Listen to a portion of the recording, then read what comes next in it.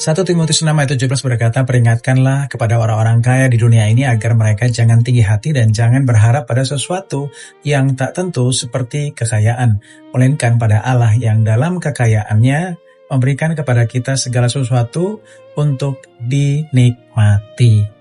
Karena kalau orang baca ayat ini, Grace Lover, mereka langsung merasa Tuhan sedang marah kepada orang kaya.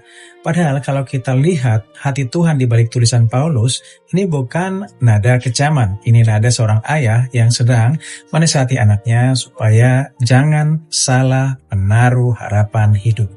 Paulus tidak berkata bahwa kekayaan itu jahat. Bahkan di ayat yang sama, dia justru berkata bahwa Allah memberikan segala sesuatu untuk dinikmati. Itu artinya Tuhan tidak anti berkat. Tuhan tidak terganggu ketika anak-anaknya berhasil, diberkati, atau hidup dalam kelimpahan. Masalahnya bukan pada uangnya, tapi pada hati manusia yang sering tanpa sadar mulai menggantungkan rasa aman kepada uang. Karena ada sesuatu yang berbahaya dari kekayaan. Kekayaan memang bisa membuat seseorang merasa tidak lagi membutuhkan Tuhan.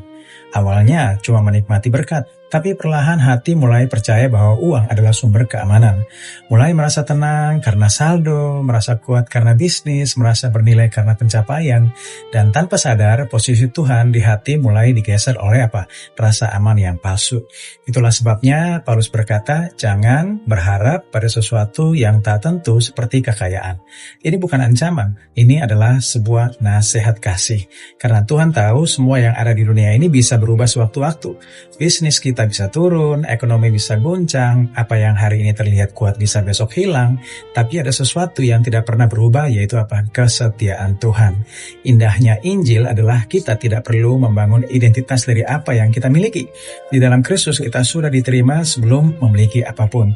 Kita sudah dikasihi bahkan sebelum berhasil. Jadi ketika Tuhan memberkati hidup kita bisa menikmati semua itu tanpa diperbudak olehnya. Kita bisa punya uang tanpa memiliki hati kita. Kita bisa menikmati berkat tanpa menjadikan berkat sebagai Tuhan. Karena sumber damai kita bukan rekening ya. Melainkan siapa? Yesus Kristus Tuhan kita. Sumber aman kita bukan kekayaan, melainkan Bapa yang memelihara hidup kita. Dan kalau hari ini Tuhan memberkati hidupmu, Grace Lover, nikmatilah dengan ucapan syukur. Tapi jangan pernah lupa siapa sumbernya. Karena berkat terbesar dalam hidup ini bukan apa yang ada di tangan kita, tapi siapa yang memegang hidup kita. Saya Jamie, miliki Yesus, miliki segalanya.